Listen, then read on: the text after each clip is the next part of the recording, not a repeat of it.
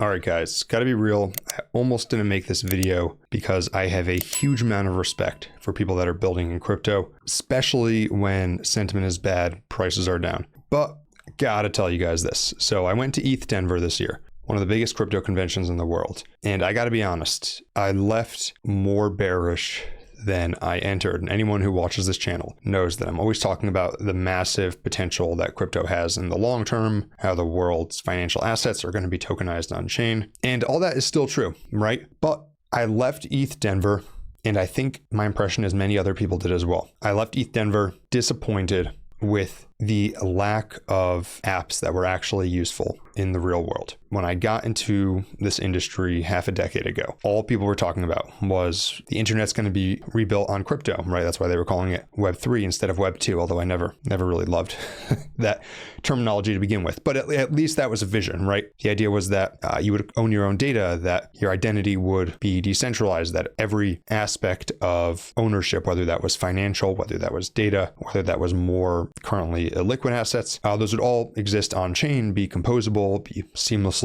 interoperable with each other, et cetera, et cetera. All right, so fast forward half a decade, and what are people working on? Well, it goes without saying that there's a lot of activity in meme coins, although that's largely died off over the past month or two. And then you've also got a lot of DeFi, and I love DeFi. This channel is Dynamo DeFi, right? I've spent thousands and thousands of hours of my life on DeFi, at least. But DeFi and the same DeFi games we've had for years. You have your yield farms, you have your incentivized liquidity, you've sometimes got leverage incorporated now. And I know I talk about a lot of these things a lot too, because on some level you talk about what people want to hear about. But go to ETH Denver, and I was kind of disappointed to see that seems to be most of what people are working on. So the question I left with is like, where are all the apps that are going to change the world? Is the vision still there? And I'm going to tie all this together and where I see the industry going and where I hope the industry goes and what I'm going to do differently in the future. But I left Denver kind of wondering, like, is anyone actually building apps that people are going to use if they don't want to speculate? Because most people in the world don't want to bet on crypto or yield farm, right? They just want to work, save their money somewhere secure, and live their lives, right? That's what most people want to do. And add to that now the fact that we may be entering a recession. We may already be in one, in fact. And the reason I say that is that the Atlanta Fed is now forecasting that Q1 GDP will be down nearly 3%. So huge drop from their forecast just a couple weeks ago. And a recession is, of course, 2 quarters in a row. Historically, it's considered 2 quarters in a row that have negative GDP. So we wouldn't have this confirmed until the end of next quarter, but we'd probably have some idea. But let's say we may be entering a recession right now. Crypto has never really gone through a recession, right? The Bitcoin was created early on in the 2008 recession in the wake of the great financial crisis, but we've never really seen how crypto behaves in recession. But based on how it behaves recently, we can get some idea. And one way to think about crypto is that it's the most risk-on asset class. And I think that's why it's been sold off so hard over the past couple months. So crypto is the most risk-on asset class. So when people de-risk, what are they going to sell first? They're going to sell their crypto first. And to some extent, that includes Bitcoin, although Bitcoin is, altcoins, I'll say, are more risky even than Bitcoin, right? Bitcoin has pretty firmly established itself at this point, especially with ETFs and reaching escape velocity as a store of value. But so crypto is the most risk-off asset class. And so in the event that people de-risk in a major way, especially over the next few months, there's going to be a lot less demand for those sorts of speculative apps that have driven crypto historically. And if you strip all those away, like, what is left, right? That's what I left Denver wondering, like what is left if you strip all those away? And I think there's a few things left. And I did encounter some interesting things in Denver that I'm going to talk about. So one thing you have left is you have Bitcoin, right? Bitcoin is still there. Bitcoin has reached escape velocity as a store of value. You now have steady inflows from ETFs. You have El Salvador buying, but I believe other nation states will start to buy at some point. The US is apparently creating a strategic crypto reserve, but unclear whether we, since I am American, our government will be buying or will just be not selling Bitcoin they already hold. But it's basically, you have Bitcoin still, right? And Bitcoin has established itself. It's very lendy at this point. Then you've got stablecoins, right? stablecoins for many people around the world are the only way, or one of the only ways, they can access the US dollar, which is really important if their currency has hyperinflation. The US dollar has its issues, but it's like the least bad of the bunch, or the least bad major currency at a minimum. And then they also, if you don't have a bank account or you don't have a credit card, then stablecoins can be a superior way to transfer assets to other people. Then you've got the ability to store and send money free from government interference. Anyone who's ever sent money across borders knows that there's a huge use case for remittances there, but there's also other use cases. There's been countries where, including many developed countries, where protesters' bank accounts were shut down, right? Shouldn't be doing that, but they do. And with crypto, that would be impossible, right? You can build a financial system where it can't be shut down. Then you've got privacy. I think privacy, it's often gets overlooked because it's like considered risky because you worry about government crackdowns, but it really is a killer use case of crypto. And that doesn't just mean like Monero sending private payments. Actually, one of the coolest things I saw in Denver was Nillion. So this network, there's no token yet. I don't have any affiliation with them except for being friends with Juan, who works there. But one of the coolest things I saw was they did an encrypted genomic sequencing. So you've used 23andMe, you've used other services like that.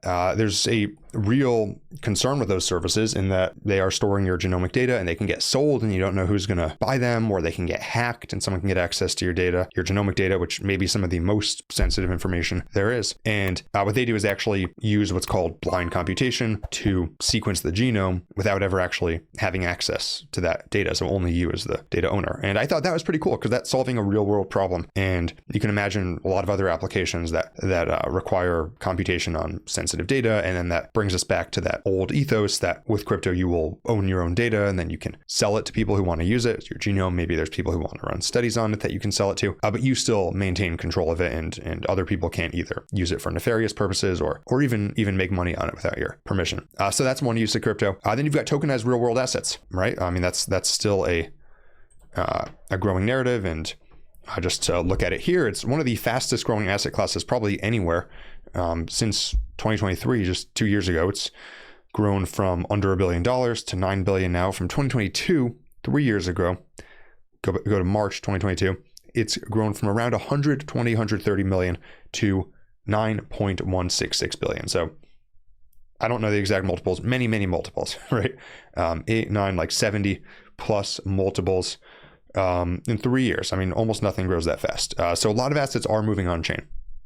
Right. And if you believe a lot of powerful financial people like Larry Fink, I mean, you should always take people's words with a grain of salt, but he is saying, they're going to tokenize equities and bonds in crypto. And, say this did the same multiple it already did in another 3 years, right? Suddenly you'd have hundreds of billions of dollars on chain. Say it did a fraction, half of that. You'd still have hundreds of billions actually, but basically, that's huge potential as well. But let's say crypto sells off majorly. How much of crypto is these things that I'm talking about?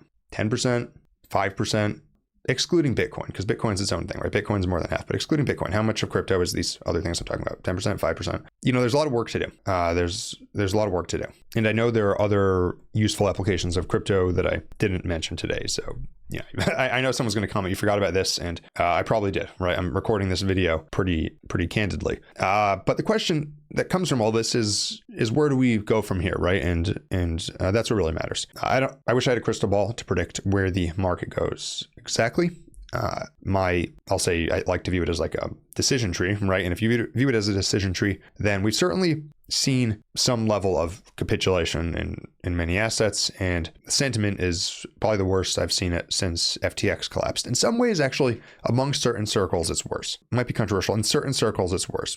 Retail sentiment is nowhere near as bad. There are certain groups of people who were like, okay, the industry is going to recover after FTX collapse. Like, how much worse can it get? Now the concern is, right, it still could get much worse.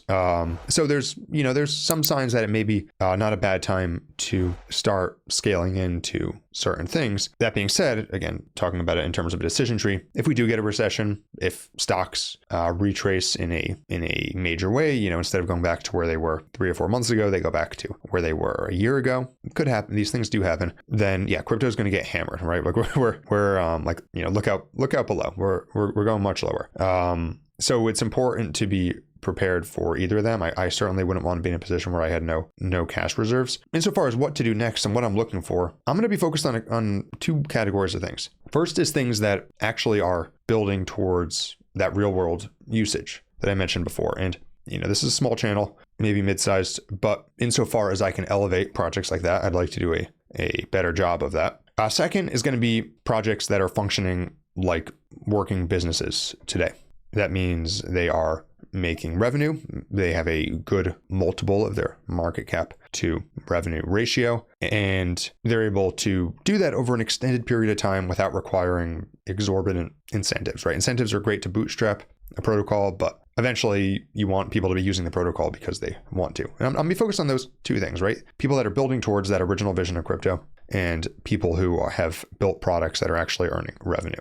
And I'll do my best to focus on those. I'll still talk about other stuff, absolutely. But I'm really going to try to help make the industry into the sort of industry that I want to be in. Thanks for watching. And until next time, this is Dynamo DeFi.